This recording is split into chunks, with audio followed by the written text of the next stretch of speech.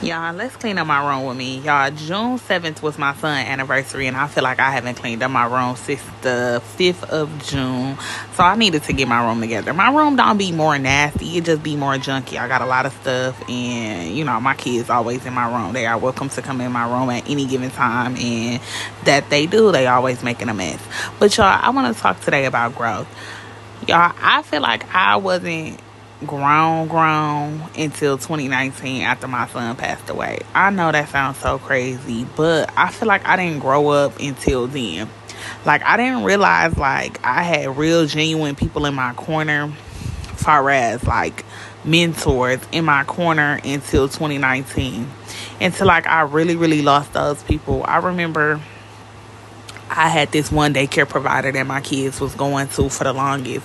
I'm talking about the stuff that was going on in my life while my kids was going to her daycare, baby. I would have put me and those kids the fuck up out of that daycare.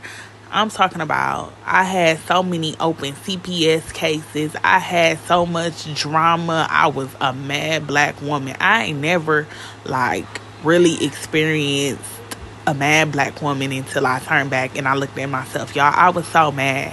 I used to be mad for nothing. I used to be screaming, hollering, cussing people out, fussing, always on edge. And then it wasn't even about my kids. Half of the time, it was just because I was frustrated. Y'all, during this period of time in my life, I swear to y'all, I feel like people was calling CPS on me every fucking week. Every week.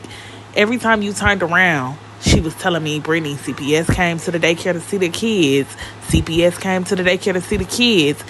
She was telling me because she knew I wasn't a bad mom, but she just knew I was going through some shit. I was looking for love in all the wrong places, y'all. I really was. I feel like I didn't love myself enough to really care about nothing at that time.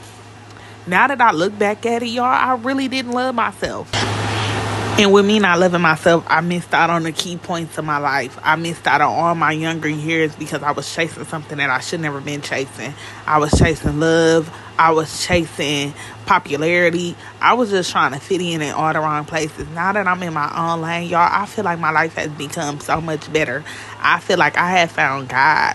And being a woman and really finding God and really like speaking to God, no matter if you going to church, if you not going to church, baby, it's a blessing.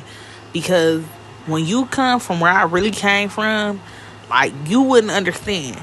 I'm talking about I really came from evictions. I really came from not being able to provide for my kids. I really came from my stuff being thrown outside. I really came from men abusing me mentally. We ain't talking about physically. We talking about mentally. Shit, I'd rather for somebody to abuse me physically than mentally, because I was getting beat down so bad in my mind that it made me love the wrong type of people. It allowed me to have the wrong type of people in my space. Why? Because I was just looking for something that I didn't ever receive. And now that I'm not looking for those things anymore, I feel like my life is so much better. I feel like God has been aligning me with the correct people in my life to like really progress.